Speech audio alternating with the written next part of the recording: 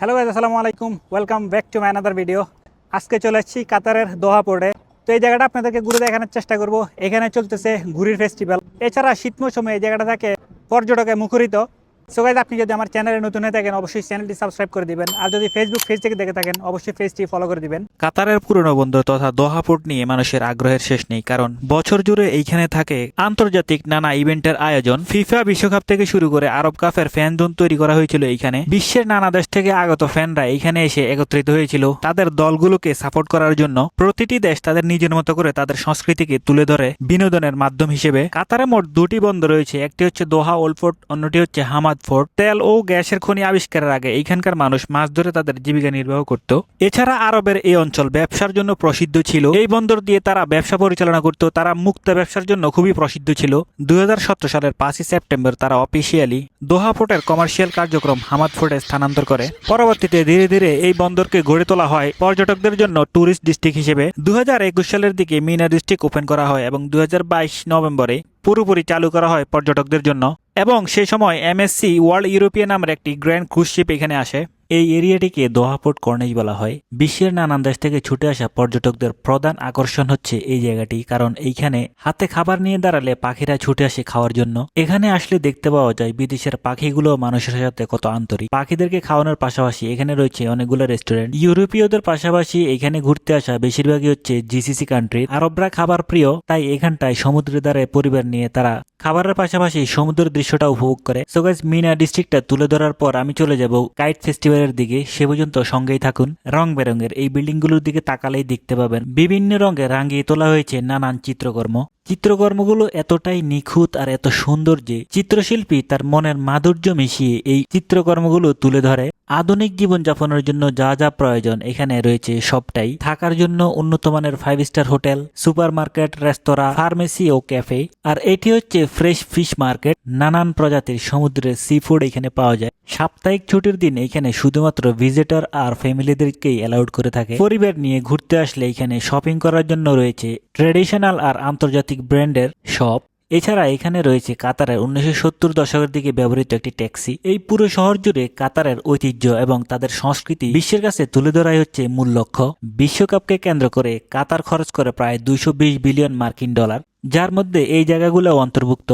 প্রাকৃতিক সম্পদের উপর নির্ভরতা কমানোর জন্যই কাতারের এই উদ্যোগ। বিশ্ব দরবারে নিজেদেরকে পর্যটন নগরী হিসেবে গড়ে তোলাই হচ্ছে কাতারের মূল ভিশন। সো গাইস, আমি এখন চলে যাচ্ছি ক্রুজ শিপ টার্মিনালের দিকে, কারণ ওই দিকটাই হচ্ছে ঘুড়ি উৎসব চলছে। সমুদ্রে ভেসে থাকা কাঠের এই বোটগুলোতে করে আপনি চাইলে রাইড করতে পারবেন জন প্রতি মাত্র 25 রিয়াল করে। হাঁটতে হাঁটতে আমি অবশেষে পৌঁছে গেলাম ক্রুজ শিপ টার্মিনালে। বিশাল একটি শিপ দাঁড়িয়ে আছে। সো গাইস, এই শিপ থেকে সামনে এলে আপনারা দেখতে পারবেন এই কাইট ফেস্টিভ্যাল বা ঘুড়ি উৎসব। স্থানীয় এবং আন্তর্জাতিক পর্যটকের ঢল নেমেছে এই ঘুড়ি উৎসবে। সাপ্তাহিক ছুটির দিন শুধুমাত্র ফ্যামিলি এবং ভিজিটরদেরকে এখানে এন্ট্রি করতে দেয়। সপ্তাহের সাধারণ কর্মদিবসগুলোতে সকাল 10টা থেকে রাত 10টা পর্যন্ত চলে এই উৎসব। সাপ্তাহিক ছুটির দিনে এটি শুরু হয় বিকাল 3টা থেকে রাত 10টা পর্যন্ত। 14 জানুয়ারি থেকে শুরু হওয়া এই ঘুড়ি ফেস্টিভ্যালটি চলবে 24 জানুয়ারি পর্যন্ত। আয়োজকদের পাশাপাশি এইখানে যারা ফ্যামিলি নিয়ে ঘুরতে আসছেন অনেকেই সাপ, ব্যাঙ, কুমির উড়াচ্ছেন। হঠাৎই কোথা থেকে যেন একটা ঘুড়ি ছিঁড়ে এসে আমার উপর পড়লো। কর্তৃপক্ষের কাছে বুঝিয়ে দেওয়ার পর আমি চলে আসলাম এইখানে আরো সুন্দর একটা জায়গা আপনাদেরকে দেখানোর জন্য, যেটিকে বলা হয় ওল্ড দোহা পোর্ট অ্যাকোয়ারিয়াম। এখানে আপনি সম্পূর্ণ ফ্রিতে ঘুরে দেখতে পারবেন, কোনো ধরনের এন্ট্রি ফি নেই।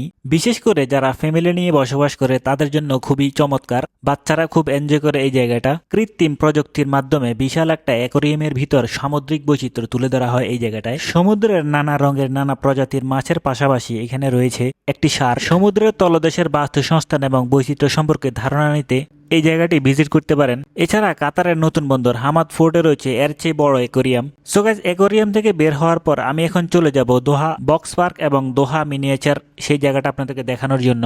ভিডিওর আসল টুইস্ট এখনো বাকি, তো অবশ্যই সঙ্গে থাকুন। দোহা পোর্টের এই পুরো এরিয়াটা পরিবার নিয়ে ঘুরে দেখার জন্য এখানে রয়েছে ক্লাব কার। ক্লাব কারে করে এই পুরো জায়গাটা ঘুরে দেখার পাশাপাশি এক স্থান থেকে অন্য স্থানে যেতে পারবেন। এটি সম্পূর্ণ ফ্রিতে রাইড করা যায়। সো গাইস, এই জায়গাটি হচ্ছে দোহা পোর্ট মেরিনা। বছরের নানান সময়ে এখানে নানান অনুষ্ঠানের আয়োজন করা হয়। এছাড়া এখানটায় কাতারের বোর্ড শোর আয়োজন করা হয়। সো গাইস, এটি হচ্ছে ওল্ড দোহা মডেল দোহা মিনিয়েচার। কাতারের পুরনো শহরগুলো কেমন ছিল এখানে সেটাই খুব সুন্দর করে তুলে ধরা হয়েছে। দোহা মিনিয়েচার পার্কের এই জায়গাটিও সম্পূর্ণ ফ্রিতেই ভিজিট করা যায়। কাতারের পুরনো শহর এবং তাদের সংস্কৃতিকে 3D আকারের শৈল্পিকতায় তুলে ধরা হয়েছে এই পার্কটিতে।